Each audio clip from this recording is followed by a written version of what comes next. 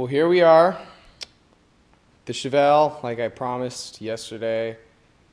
I said I was going to do the fuel line, and of course it hasn't been done yet. That's why I'm out here right now. However, we're getting the front accessories installed on the Chevy 350 small block Gen 1.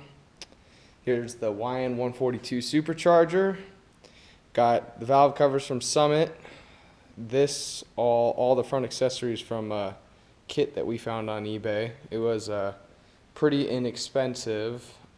You know, I'm only 15, so it's what I could afford. This is a 100 amp alternator. That's what I'm wanting to replace. This is a high flow long water pump. I believe all of this is chrome, and some parts are aluminum. Our problem was right here. This is the supercharger serpentine pulley. You can see that this is 6 grooves, and that is the pulley in there. And I don't know if you can see it or not, but there's two grooves, just such as this one, except it's for a pulley, and it's supposed to fit right in here. You can see there's a big space for it, but right here, let me just grab this out for you guys. Right here, you see that hole? That hole, it needs to be bored out for this supercharger pulley, because it has a connector where this is bolted in. We're just putting this in here right now so we don't lose it. This is the serpentine belt that was on the supercharger. I believe it's a 50-inch belt. My dad got it. Oh, speaking of which, this is like a really old engine block. All new parts though. It's actually brand new. The engine block itself is from '86. There was a shop. I don't exactly know what shop. I've asked my dad to give me the receipts and everything. However, it's basically all gone through. Now, this engine, I don't know if I mentioned it in a previous video before or not. This engine is going into this.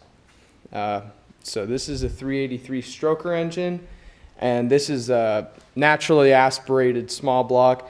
I believe that is a 650 CFM Edelbrock carburetor. I don't know exactly what model.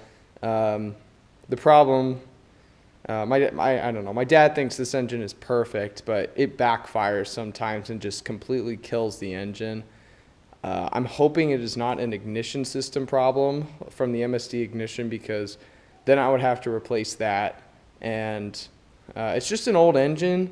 Sometimes it hasn't exactly been really ran, because the steering on this thing, I believe it's the steering column, or it's either the steering shaft, but the point is this whole assembly right in there connecting to the axle and the power steering pump, it's just it's got play in it. I could actually show you guys if you come in here.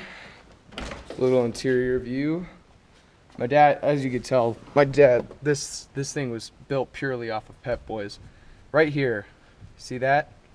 That's not supposed to be there, and my dad tells me that what he did was he basically jerry-rigged this, and he's been meaning to fix it, but it's really not good. And also, there is a leak in the power steering pump somewhere.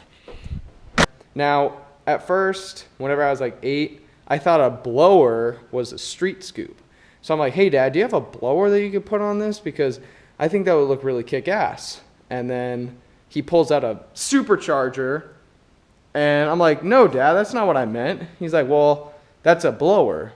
And he had this engine block with the manifold and the 142 Weiand supercharger just sitting in the garage. I'm like, why the hell have you not put this in here? Because he has a supercharger in that engine, and I mean, this thing is set up differently. Obviously, it's an LSA crate motor from a ZL1 Camaro, and it's all GM. He basically went with all GM parts.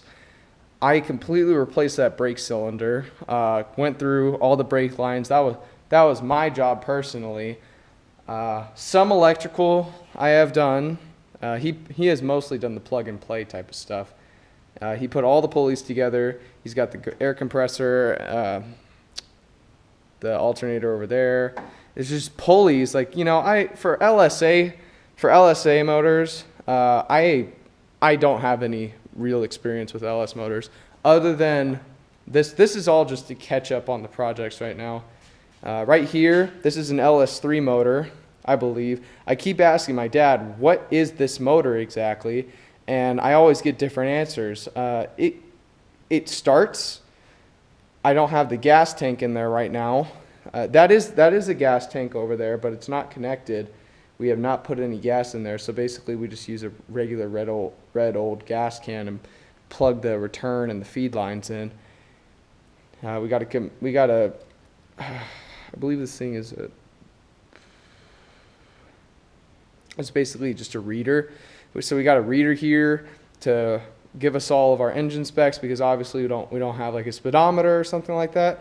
The thing I hate most about this engine is the intake manifold. I hate the black intake manifold. If I'm going to put it into a 55 Chevy, I do not want a black intake manifold. None of this is chrome or anything. It's all natural aluminum or steel, and it doesn't really look that good. The only thing chrome on this is this right here, this air cleaner. But yeah, I think this engine would look a lot better, because I mean, it does have a little bit of difference between the polished aluminum and the chrome. However, it'll be okay.